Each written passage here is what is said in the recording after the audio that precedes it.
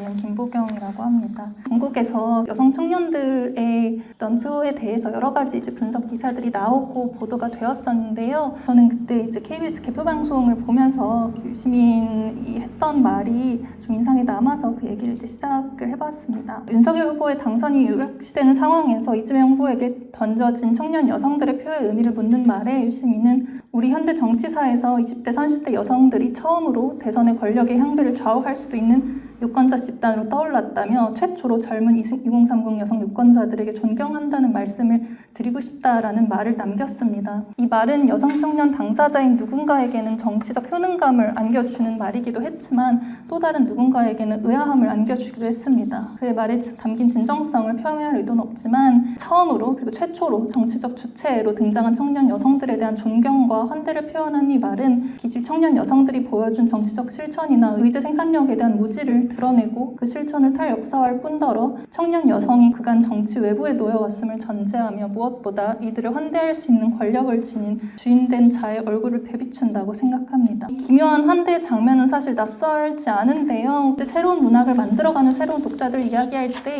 그들이 이제 남성 중심적인 근대 문학의 자장 안에서 원래는 존재하지 않았으나 이제야 가시적이 된 존재로 재현되는 방식, 문제 제기, 그리고 어떤 글에서는 여성과 서사를 새로움이라는 세대 단절적 용어 내에서 제한하고 여성 서사라는 범주 내에서 그 이야기를 하고 있고요. 저는 이러한 글들의 문제의식에 공감을 하는데 이제 크게 이제 비판의 핵심이 탈역사가 있다라는 점을 좀 짚어보았습니다. 이때 조금 더 논지를 좁혀서 90년대의 여성 문학 담론, 여성 문학이 왜 개토화되었는가에 대한 어떤 분석, 서영인 선생님과 이제 조현정 평론가 두 분 글을 가지고 오면서 문학 담론이 텍스트 내부의 어떤 해석에 갇혀 있게 된 어떤 사정 혹은 문단 내 사정의 문제로 좁혀진 부분에 대해서 지적을 해온 평론가들이 있었고 그래서 이 부분들을 좀 가지고 구체적으로 질문을 좀 던져보고자 했습니다. 아래 문단을 좀 그대로 읽어보겠습니다.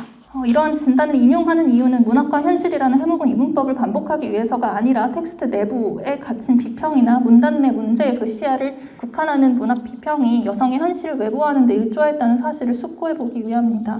텍스트를 읽는 것과 삶을 읽는 것은 다르지 않다라는 문장이 요약하는 바 페미니즘 리프트 이후에 페미니즘 문학 비평이 지속적으로 요청했던 것은 문학 비평의 한 방법론으로서 페미니즘을 제안하는 것이 아니라 문학과 현실의 관계를 재정립하자는 매우 근본적인 문제제기였음을 상기할 필요가 있습니다. 그리고 이 요청을 좀 더 구체적으로 고민해보는 차원에서 과연 텍스트 혹은 문단 내에 갇히지 않은 문학 비평은 구체적으로 어떻게 수행될 수 있을까에 대한 여러 가지 이제 답변들을 생각해보고 싶었고 이게 뭐 단지 작가론이나 작품론 자체의 어떤 한계를 지적하는 주장만으로 받아들여지지 않기 위해서 무엇보다 현실과의 관계를 회복하기 위한 비평에 대한 제안을 구체적인 수준에서 고민해보고자 다시 한번 이 이야기들을 해보고자 발표를 하게 되었습니다. 90년대 중반 무렵 이후에 문학장의 신자유주의적 재편 과정에서 비평의 형식이 리뷰나 서평, 해설 등으로 축소되며 나타난 비평, 리뷰와 혹은 에세이와 경향을 서영현 평론가가 든 바 있는데 이 과정은 이제 여성의 현실이 문학의 외부로서 포함되는 과정, 이 이제 비평에선 어떻게 전개됐는지를 파악하는 데 도움을 준다고 생각합니다. 그리고 이는 사사라는 명명으로 쓰이기도 하는데요. 이는 공적 기능에 대한 무심함이 극대화되고 있었다라는 말이라기보다는 기성 문학의 영역 안으로 비평에 함몰되고 있었다는 것을 의미하며 텍스트 다시 쓰기로서 한정된 비평이 이제 문학적으로는 생존 구역을 할당받지만 세계와의 거리, 삶과의 거리는 멀어질 수밖에 없었다. 그래서 이게 결국 문학 비평 벡터로 이어진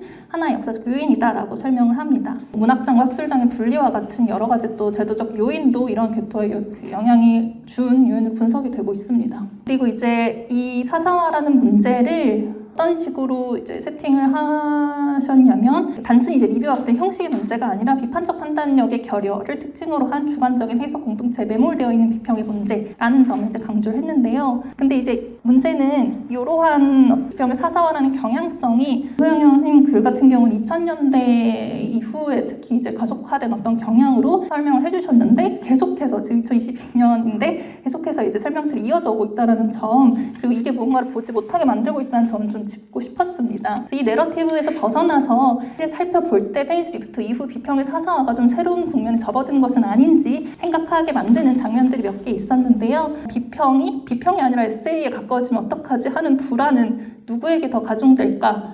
라는 질문, 그리고 자기 반성의 형태로 나타나는 윤리적 고백이나 휴식이나 재미를 느끼는 미적 체험과 같은 사적인 체험이 공적인 언어로 번역되는 과정을 거치지 않고도 공공의 비평으로 읽힐 수 있게 만드는 것 자체가 젠더화된 권력이 하는 일은 아닐까. 왜 누군가에게는 매혹의 경험을 충실하게 기록하는 것만으로는 비평이 되지 못한다고 생각하게 만드는 것일까에 대한 질문들을 던져보았습니다. 방금 제가 말씀드렸던 것 중에 비평이 아니라 에세이에 가까워질 것이라는 그 불안 자체의 젠더화된 측면을 염두에 두면서 사사회 한편에 놓인 전문가주의에 대해서 좀 이야기를 해볼 필요가 있겠습니다. 타당한 진단을 젠더의 측면에서 살펴볼 필요가 있다고 생각합니다.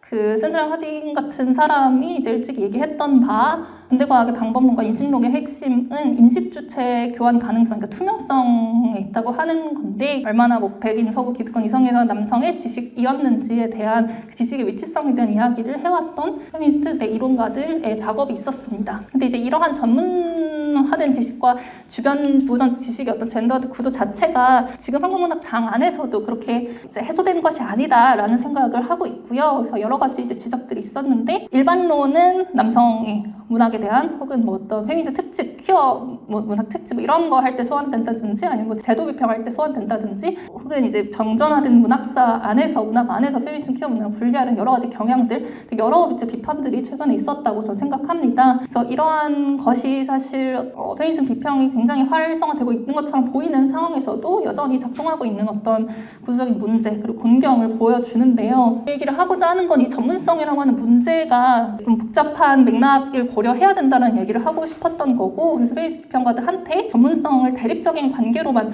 놓을 때에 이제 발생할 수 있는 어떤 문제들을 좀 지적을 하고 싶었습니다. 페미니스트 인식론이 전문적 지식과 비전문적 지식 사이의 경계를 허물고 어떤 공공 지식의 성질 자체를 바꾸는 것을 목적으로 삼는다는 데 동의를 한다면 전문성과 대중성 이런 걸 이제 대립시키는 게 아니라 더 많은 취향과 지식의 경합이 필요한 것은 아닌지라는 생각을 하고요. 관련해서 제가 답을 내려보는 것이 저의 목표입니다. 네. 발표는 이 정도로 마치도록 하겠습니다. 감사합니다.